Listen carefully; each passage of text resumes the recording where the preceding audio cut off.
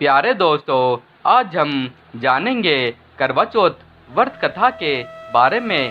चलो जानते हैं। दोस्तों, बहुत समय पहले की बात है। एक साहूकार के 7 बेटे और उनकी एक बहन करवा थी।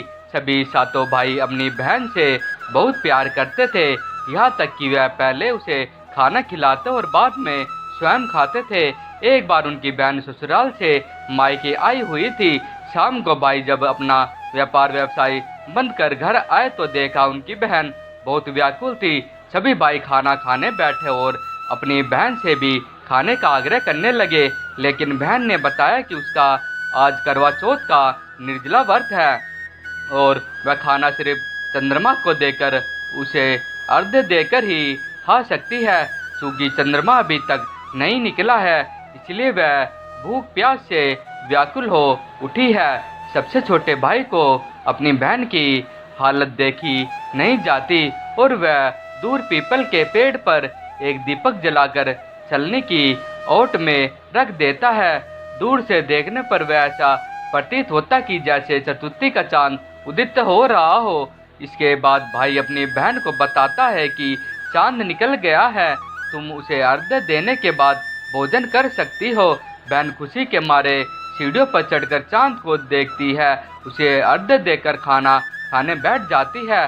वह पहला टुकड़ा मुंह में डालते हैं तो उसे छींक आ जाती है, दूसरा टुकड़ा डालती है तो उसमें बाल निकल आता है और जैसे ही तीसरा टुकड़ा मुंह में डालने की कोशिश करती है तो उसके पति की मृत्यु का समाचार उसे मिलता है। यह बौखला जाती है। उसकी भाभी उसे सच्चाई से अवगत कराती है कि उसके साथ ऐसा क्यों हुआ है। करवा चौथ का व्रत गलत तरीके से टूटने के कारण देवता उससे नाराज हो गए हैं और उन्होंने ऐसा किया है। सच्चाई जानने के बाद करवा निश्चित करती है कि वह अपने पति का अंतिम संस्कार नहीं होने देगी और अपने सतीत्व से उन्हें पुनर्जीवित दिलाकर रहेगी। वह पूरे 1 साल तक अपने पति के शव के पास बैठी रहती है, उसकी देखभाल करती है, उसके ऊपर उगने वाली सुई नुमा घास को एकत्रित करती जाती है। 1 साल बाद फिर करवा चौथ का दिन आता है। उसकी सभी भाभियाँ करवा चौथ का व्रत रखती है। जब भाभियाँ उससे आशीर्वाद लेने आती है तो वह प्रत्येक भाभी से यम सुई ले लो, पी सुई दे दो, मुझे भी अपनी जैसी सुहागन बना दो, ऐसा आग्रह करती है। लेकिन हर बार भाभी उसे अगली भाभी से आग्रह करने का कह चली जाती है।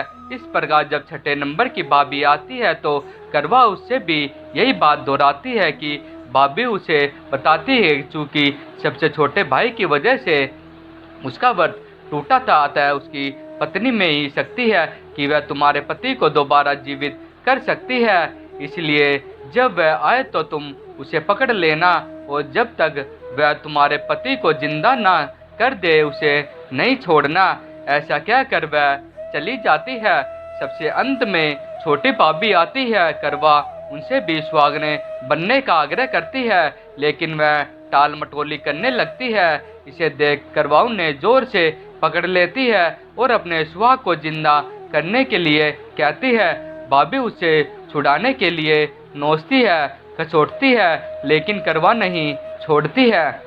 अतः मैं उसकी तपस्या को देख भाभी पसीज जाती है और अपनी छोटी उंगली को चीरकर उसमें से अमृत उसके पति के मुंह में डाल देती है। करवा का पति तुरंत श्री गणेश कहता हुआ उठ बैठता है। इस प्रकार प्रभु कृपा से उसकी छोटी भाभी के माध्यम से करवा को अपना सुहाग वापस मिल जाता है। हे श्री गणेश, माँ गौरी, जिस प्रकार करवा को चिर सुहागन का वरदान आपसे मिला है वैसे ही सब सुहागनों को मिले। दोस्तों, अगर आज की यह जानकारी आपको पसंद आई हो तो इस वीडियो को एक लाइक करके आपके अपने चैनल न्यू हिंदी कहानी टीवी को सब्सक्राइब कर ले। धन्यवाद।